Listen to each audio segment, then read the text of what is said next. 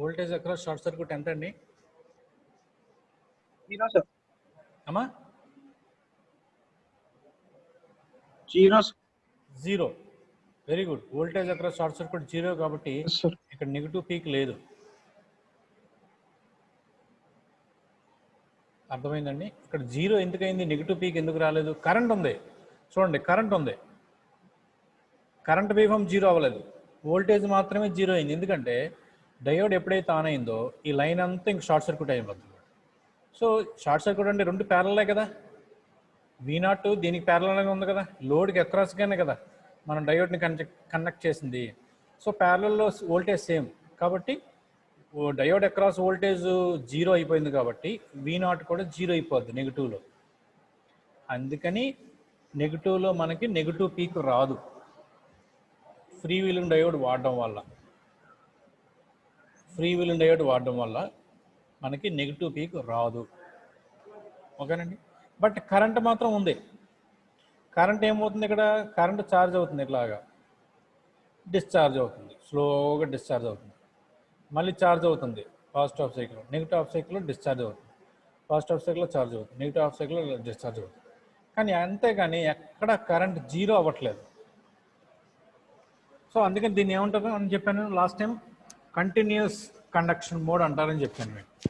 Continuous conduction mode అంటే continuous conduction mode అంటే ఎక్కడ కరెంట్ జీరో అవ్వకపోవడం, కంటిన్యూస్ కండక్షన్ మోడ్. ఓకేనండి. సో కరెంట్ జీరో అవ్వట్లేదు అక్కడ. సో వీటి వోల్టేజ్ అక్రాస్ థైరిస్టర్ ఏమవుతుంది, ఈ పీరియడ్లో ఎందుకు జీరో అయింది, ఇక్కడ థైరిస్టర్ ఆన్ అయింది కాబట్టి, థైరిస్టర్ ఈ పీరియడ్లో థైరిస్టర్ ఆఫ్లో ఉంది కాబట్టి voltage across thyristor input voltage ఎంత అయితే ఉందో అంత ఉంటుంది. ఇన్పుట్ వోల్టేజ్ ఎంత ఉంది కదా గేట్ ముందు, సో ఇన్పుట్ వోల్టేజ్ అంత ఉంది కాబట్టి అవుట్పుట్ వోల్టేజ్లో కూడా అంతే ఉంటుంది. సో ఇక్కడ నుంచి జీరో అయిపోయింది ఎందుకంటే ఎస్సీఆర్ ఆన్ అయింది, థైరిస్టర్ ఆన్ అయింది. నెగిటివ్లో ఏముంది, థైరిస్టర్ ఆఫ్ అయిపోయింది కదా, ఎందుకంటే ఫ్రీ వీలింగ్ అయిపోతుంది కదా, డయోడ్ నుంచి వెళ్ళిపోతుంది, ఇంక ఎస్సీఆర్ ఆఫ్ అయిపోద్ది. సో ఎస్సీఆర్ ఆఫ్ అయిపోయిందంటే maximum voltage same cycle repeat అవుతుంది. సో అర్థమైందండి? ఇంకొకసారి ఎక్స్ప్లెయిన్ చేయను వేవ్ ఫామ్.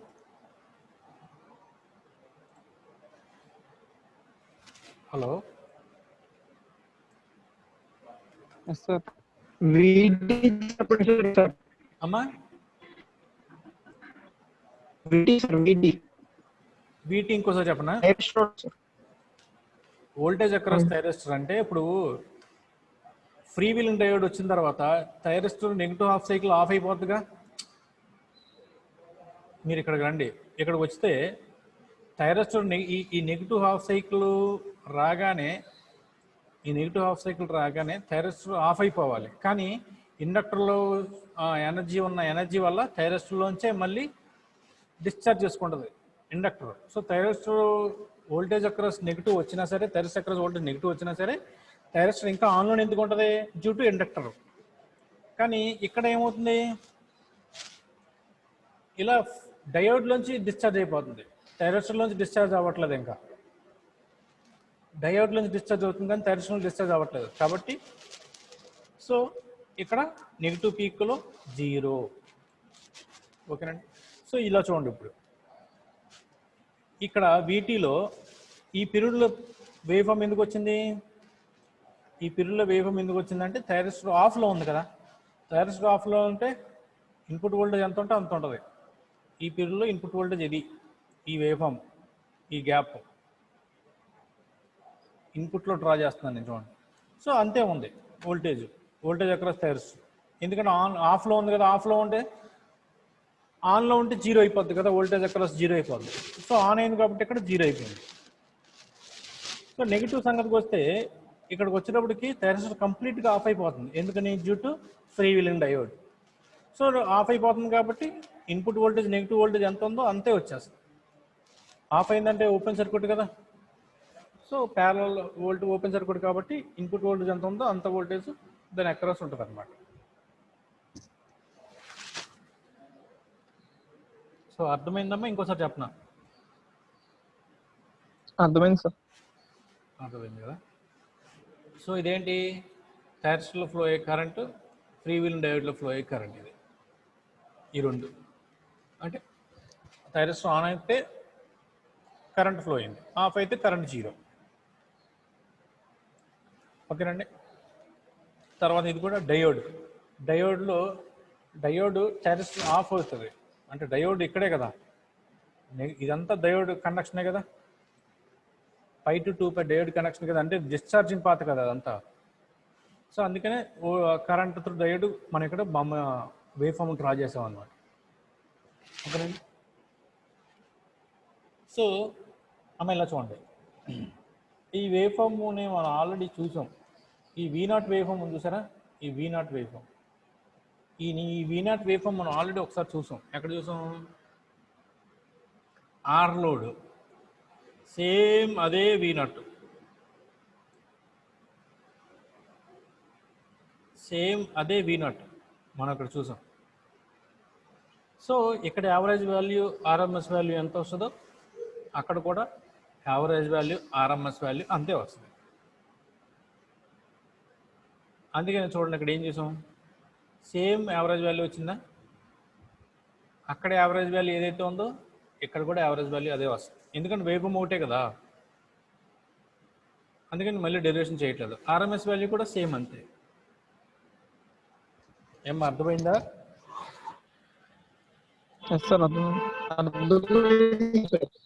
ఓకే.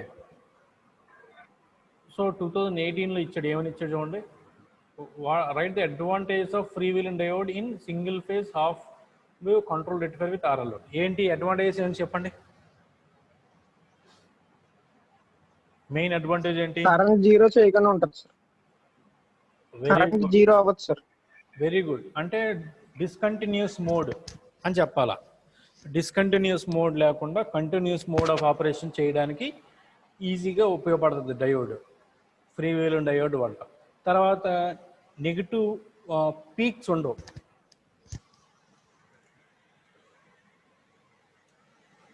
ఇక్కడ నెగిటివ్ పీక్స్ ఉండవు ఇక్కడ వేవ్ ఫామ్లో. సో అదొక బెనిఫిట్ మనకి. సో అట్లా రాయొచ్చు. తర్వాత సో నేను ఎందుకు average value RMS value derive చేయలేదంటే ఆల్రెడీ సేమ్ వేవ్ ఫామ్ కాబట్టి ప్రీవియస్గా మనం ఆర్ లోడ్ చేసాం కదా, సేమ్ డెరివేషన్ అనమాట, అది ఇది ఒకటే డెరివేషన్. ఓకేనండి. సో ఇప్పుడు ఫుల్ వేవ్ కన్వర్టర్,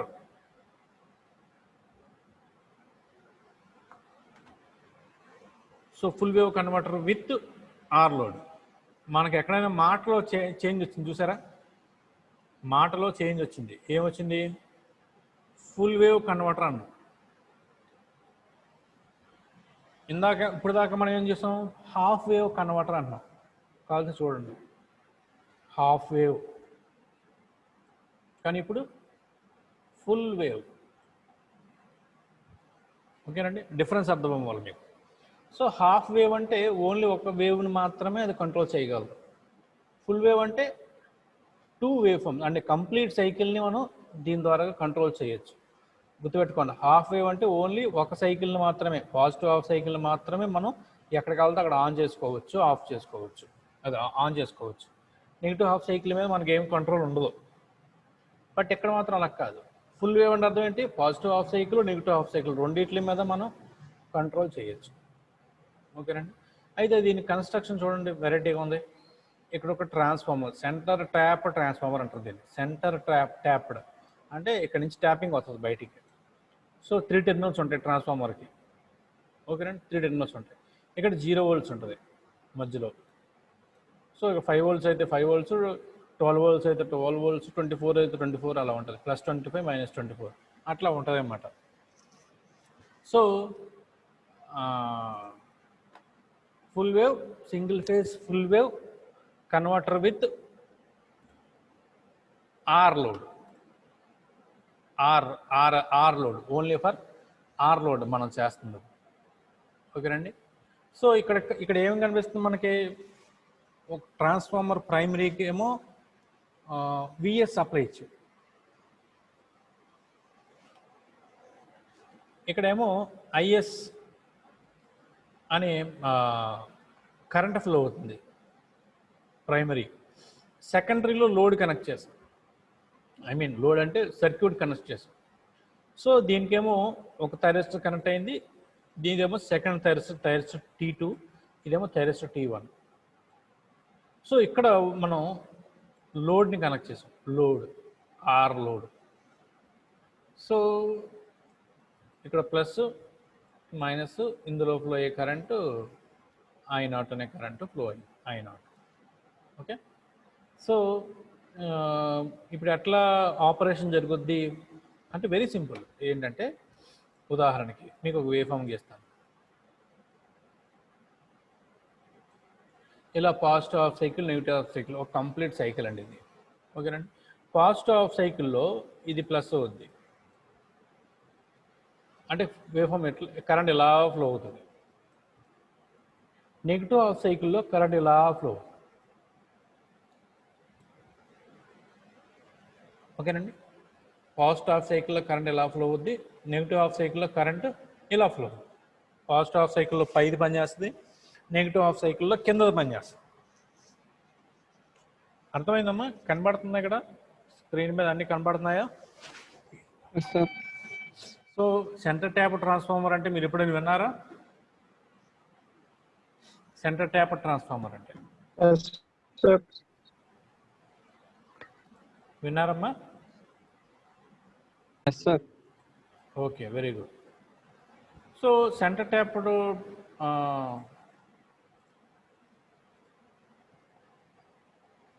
ఎట్లా ఇప్పుడు చూడండి ఆపరేషన్ ఎలా జరుగుద్ది అంటే పాజిటివ్ హాఫ్ సైకిల్లో థైరిస్టర్ T1 ఆన్ అవుద్ది.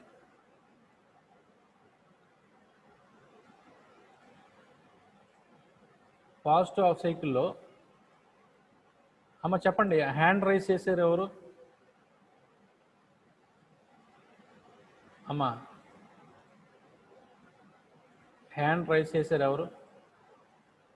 205 రైజ్ చేసినట్టున్నారు.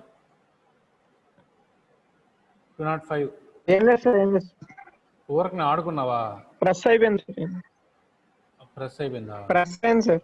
Okay okay. సో ఇలా చూడండి. సో పాజిటివ్ ఈ వేవ్ ఫామ్ చూడండి, ఇది పాజిటివ్ హాఫ్ సైకిల్, ఇది నెగిటివ్ హాఫ్ సైకిల్.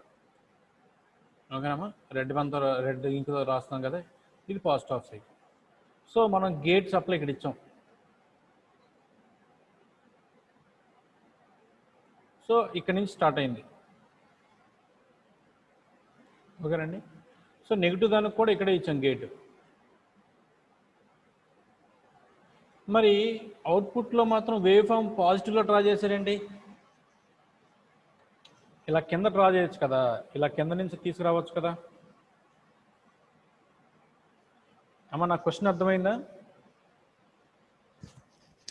ఇది అవుట్పుట్ వోల్టేజ్ వేవ్ ఫామ్ అమ్మా, ఇది సర్క్యూట్, ఇది అవుట్పుట్ వోల్టేజ్ వేవ్ ఫామ్. నా ప్రశ్న ఏంటంటే సరే పాజిటివ్ హాఫ్ సైకిల్లో మనం ఎక్కడైతే ఆల్ఫా, ఎక్కడైతే ట్రిగ్గరింగ్ యాంగిల్ ఇస్తామో అక్కడి నుంచి సప్లై ఆన్ ఎస్ఏఆర్ ఆన్ అవుతుందో తెలుసు. ఓకే.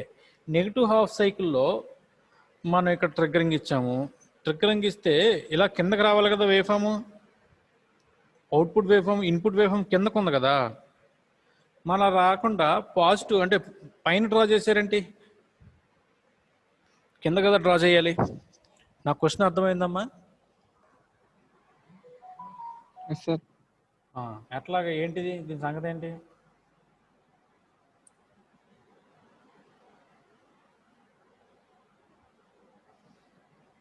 ఏమ్మా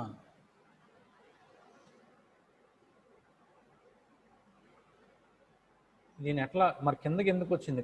పైన రాకుండా కిందకి ఎందుకు వచ్చింది?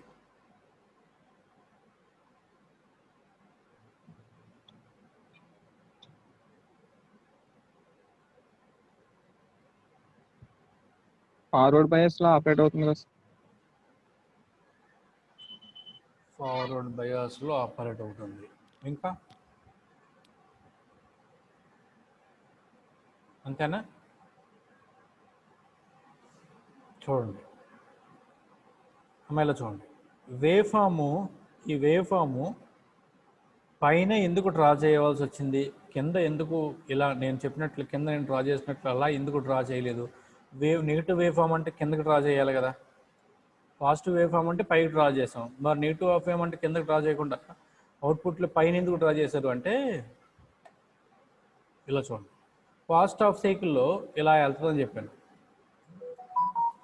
నెగిటివ్ హాఫ్ సైకిల్లో ఇలా వెళ్తుందని చెప్పాను, అవును కదండి. ఇప్పుడు లోడ్లోంచి కరెంట్ డైరెక్షన్ మారిందా? పాజిటివ్ హాఫ్ సైకిల్లో కానీ నెగిటివ్ హాఫ్ సైకిల్లో కానీ లోడ్లోంచి, లోడ్ అంటే ఇదే కదా, V0 కదా, V0 కదా, కరెంట్ డైరెక్షన్ మారిందా? లేదు సార్, మారలేదు. మారలేదు కదా. సో అంటే సార్ పవర్ ఇక్కడి నుంచి ఇక్కడికి ఫ్లో అవుతుంది, ఒకే డైరెక్షన్లో ఫ్లో అవుతుంది. ఒకవేళ పాజిటివ్ హాఫ్ సైకిల్లో ఇలా ఫ్లో అయ్యి నెగిటివ్ హాఫ్ సైకిల్ ఇలా ఫ్లో అయింది రివర్స్లో, అప్పుడు ఖచ్చితంగా నెగిటివ్లో గీయాలి.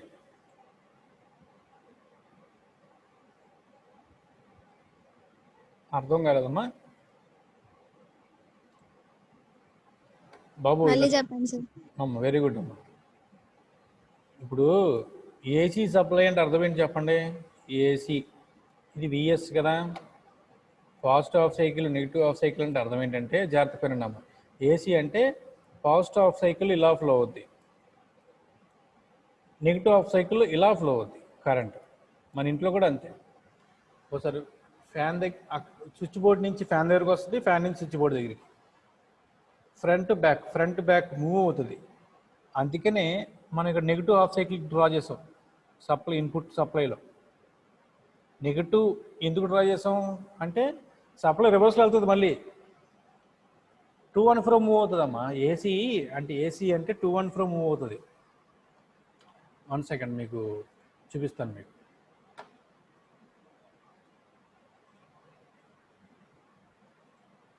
ఇప్పుడు చూడండి,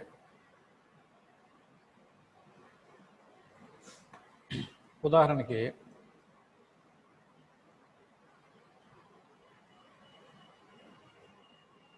నేను సమ్ లోడ్ చేసుకున్నాను, అది ఏదైనా ఉండమండి పర్వాలేదు, ఓకేనండి. నేను లోడ్ తీసుకున్నాను, ఇక్కడ నేను ఏసీ ఇచ్చాను. ఏసీ అంటే పాజిటివ్ హాఫ్ సైకిల్ ఉంటుంది, నెగిటివ్ హాఫ్ సైకిల్ ఉంటుంది. సో ఇందులో కరెంట్ ఎలా ఫ్లో అవుద్ది అనుకుంటున్నారు మీరు? సప్లై ఇవ్వగానే అంటే పాజిటివ్ హాఫ్ సైకిల్లో కరెంట్ ఎలా ఫ్లో అవుద్ది? పాజిటివ్ హాఫ్ సైకిల్లో ఇది ప్లస్ అవుద్ది, ఇది మైనస్ అవుద్ది.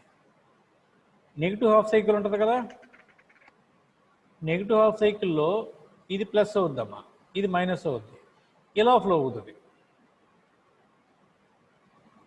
జాగ్రత్తగా గమనించండి.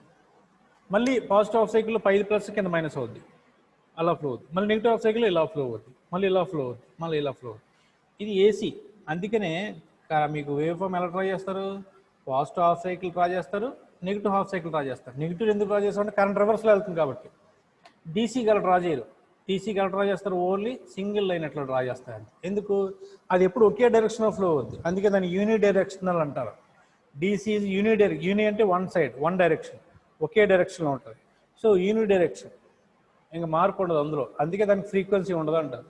కానీ మన ఏసీ అలా కాదు, బై డైరెక్షనల్, అంటే ఇలాగ వెళ్తుంది మళ్ళీ రివర్స్ వస్తుంది, మళ్ళీ ఇలా వెళ్తుంది మళ్ళీ రివర్స్ వస్తుంది, బై డైరెక్షన్. ఓకేనండి. సో ఇక్కడ వేవ్ ఫామ్ కూడా అంతే. ఇక్కడ చూడండి, పాజిటివ్ హాఫ్ సైకిల్లో ఇలా ఫ్లో అవుతాయి, నెగిటివ్ హాఫ్ సైకిల్లో కూడా ఇలాగే ఫ్లో అవుతుంది. ఇందులో మాత్రం అంటే V0లో అంటే ఆర్ లోడ్లో డైరెక్షన్ మారట్లే, ఒకే డైరెక్షన్లో ఉంది. పాజిటివ్ హాఫ్ సైకిల్ నుంచి వచ్చినా ఇదే డైరెక్షన్లో ఉంది, నెగిటివ్ హాఫ్ సైకిల్ నుంచి వచ్చినా ఇదే డైరెక్షన్లో ఉంది, ఒకే డైరెక్షన్లో ఉంది కాబట్టి పాజిటివ్ డ్రా చేశారు. ఒకవేళ పాజిటివ్ హాఫ్ సైకిల్లో ఇలా ఫ్లో అయ్యి నెగిటివ్ హాఫ్ సైకిల్లో రివర్స్లో ఫ్లో అయింది అనుకోండి, తప్పకుండా అప్పుడు మనం నెగిటివ్ డ్రా చేయాల్సి వస్తుంది.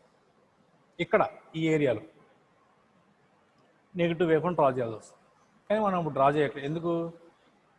సప్లైలో పాజిటివ్ అయినా ఒకే డైరెక్షన్లో ఉంది, సప్లైలో నెగిటివ్ వేవ్ ఫామ్ వచ్చినా ఒకే డైరెక్షన్లో ఉంది కాబట్టి పాజిటివ్లో వచ్చింది, పాజిటివ్లో మనం డ్రా చేసాం. అర్థమైందండి? ఏమైనా కన్ఫ్యూజన్ ఉందా? మరి ఇంకోసారి చెప్పనా?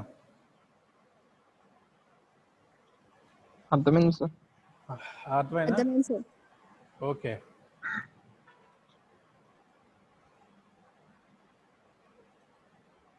సో ఏమన్నా డౌట్స్ ఉన్నాయా? No sir. ఏమన్నా ఆరిత ఎస్ సార్. డౌట్స్ ఏమైనా ఉన్నాయా మిగతా వాళ్ళు? లేదు సార్. లేవు సార్. లేవు. మిగతా వాళ్ళు 7 వచ్చారయ్యా. లేదు సార్. డౌట్స్ ఏం లేవమ్మా? లేదు సార్. ఓకే.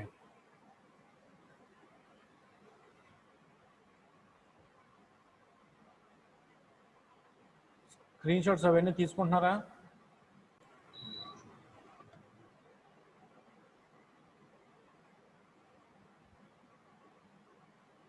సో డౌట్స్ ఏం లేవమ్మా ఎవరికి? మిగతా వాళ్ళకి ఎవరికి లేవా డౌట్స్?